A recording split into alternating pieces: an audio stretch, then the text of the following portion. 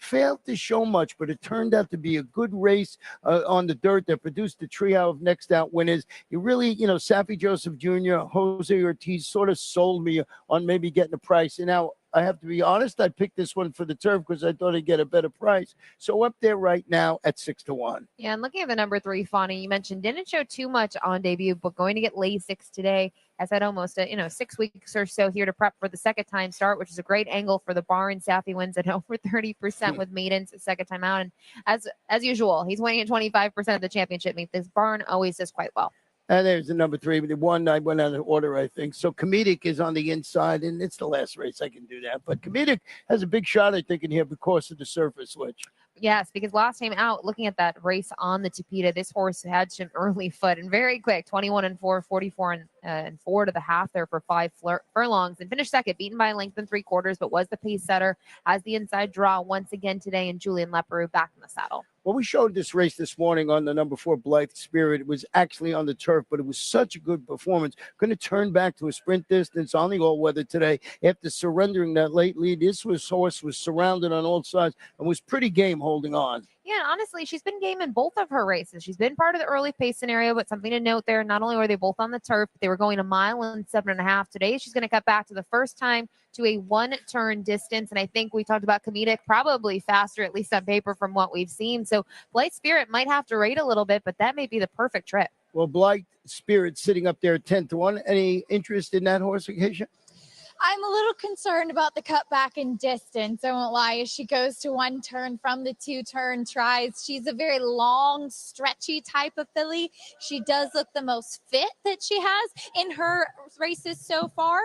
As I did end up on the number 3 Fawning, who did just try to rear up. Luckily, her handler had a good hold on her and will get her to stay a little bit more settled now. But I'll certainly keep an eye on her as Jose Ortiz will climb aboard. But this one, Fawning, I, like you, Ron, had the same thought process as there's a big turf pedigree on the bottom side on top of Into Mischiefs, who I really like sprinting on the turf. Now, this one, my complaint with her first time out was that, especially across that top line, she just really needed to strengthen up, and she looks so much stronger today.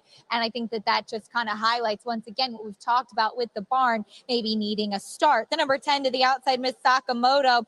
Now, she's by more than ready, and the dam herself didn't do much, but the second dam is actually Ginger Brew, who, as we know, and there's a steak named after her, she was good on turf, but she was also very good on the synthetic. So I think that's pretty intriguing, especially given that pedigree. Now, she's a small, very slight kind of feminine filly. She's not an overly turf looking. She actually looks like she really should run quite well on synthetic. So I think that could be very intriguing, as she's been training sharply up at Payson Park, and Tyler Gaffleone taking the mount as she is dappled out from head to toe and posted to the outside. And we've seen you do want to be outside, at least in the stretch on this Tapeta. The number 1 Comedic, meanwhile, she is drawn down to the inside. She's very, very quick, so that speed is going to be the key. One thing I will say, she looked a little bit more drawn up today than she did last time out. Just looked like she was carrying a little bit better condition last time, and I'm not the most familiar with her. Last time was the first time that I saw her, but she did get a little bit warm today. But that speed is so very dangerous. Favorite to the outside and owned by My Racehorse, and we appreciate all the My Racehorse partners betting at their horse as well at 2-1 on Miss Sakamoto as we go out for the nightcap. We'll see you back here tomorrow at Gulfstream, our first post at 12:30.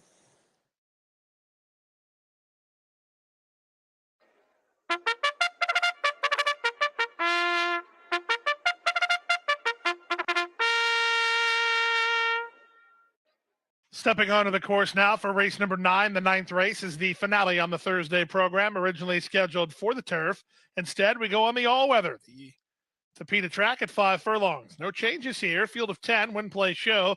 Exacta, Quinella, Trifecta, Superfecta, Super High 5 possibility. Post time for the finale in 5 minutes. You have 5 minutes until post time.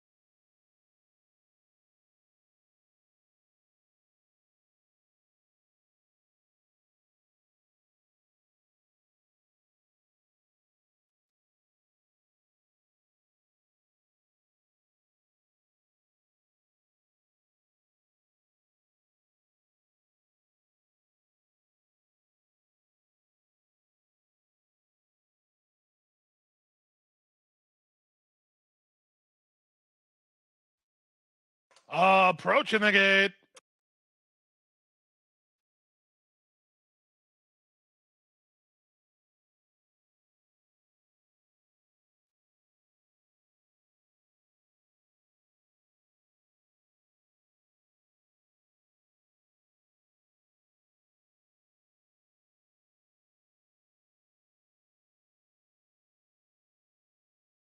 The horses are at the gate. It's now post time. Lining up and moving in for race number 9, final live race of the day. We do it all again tomorrow, Pegasus Eve.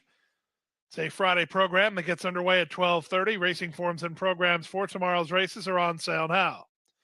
Final race favorite is number 1, Comedic, in the colors of Michael Tabor, 8-5, with trainer Simon Callahan calling on Julien Leparoux for the riding assignment. Blythe Spirit on the turn back here for trainer Jack Sisterson. Now Grace Candy, Laughing Lass in the colors of St. Elias Stable. Here's Love and Makes Sense and Valley Baby. Just one more, my racehorse, Miss Sakamoto, to complete the line. Miss Sakamoto and Tyler Gaffleon going up and in. We're set for a start. And runners away. Very level beginning.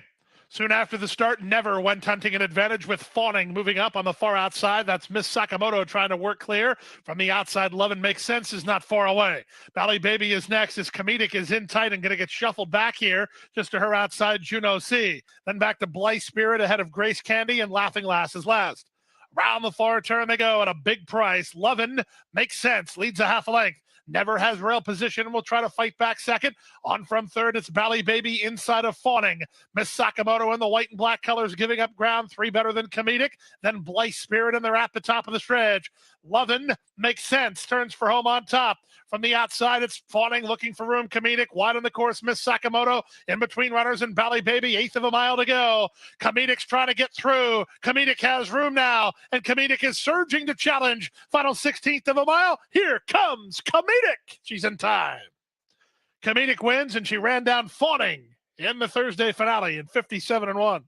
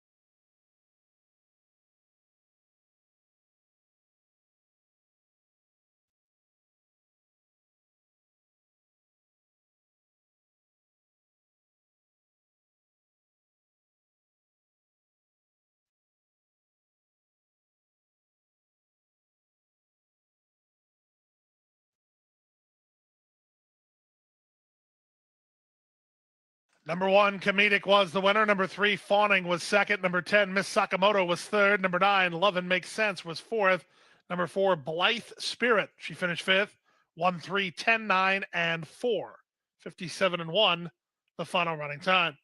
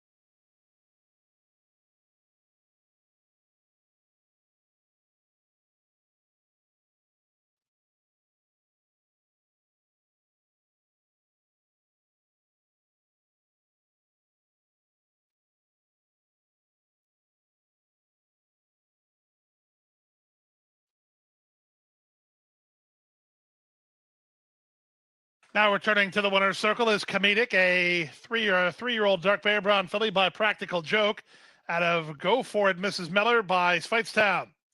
Bred in Kentucky by A.B. Rabadal, Constance Wicks, and Highclere Incorporated. Trained by Simon Callahan for owner Michael Tabor, the winning jockey Julian Laperoux. Comedic wins at 7-5.